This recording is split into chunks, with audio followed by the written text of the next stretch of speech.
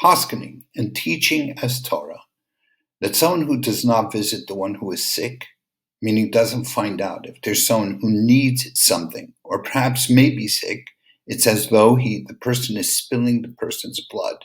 It's considered passive killing.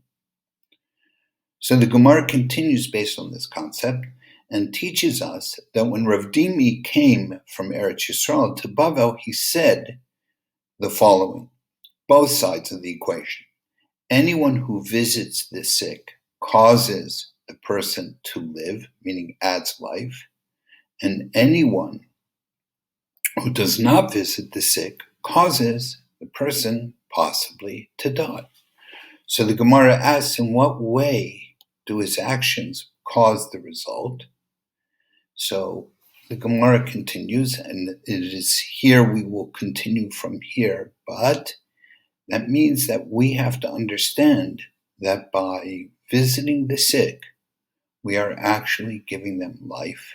And we will find, as we continue in this Gemara, that that will be considered a protection for us, especially during a time of mageifa. So the Gemara says, in what way is the actions the cause of the result? And the Gemara says as follows.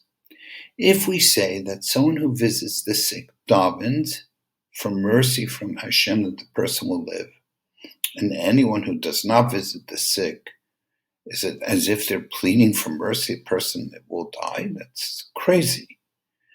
But it means someone who does not visit the sick is not aware, doesn't daven anyway for the person to live. Even if you say the person should be well, but if I'm not aware of the person's suffering, I'm not aware of the degree of the danger, then it's as if I'm davening for the person to die because my tefillos don't contain everything.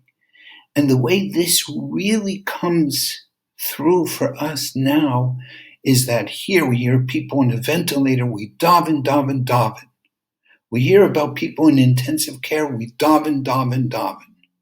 We hear people who are home and we don't daven quite as much, even if they're home on oxygen. We hear that people were sick and are still suffering the long-term consequences. We don't daven with the same intensity.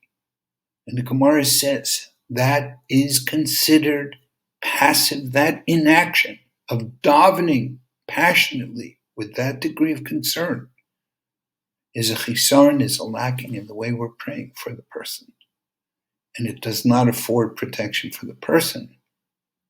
And to take that approach certainly would not afford protection for us, protection we need during these times.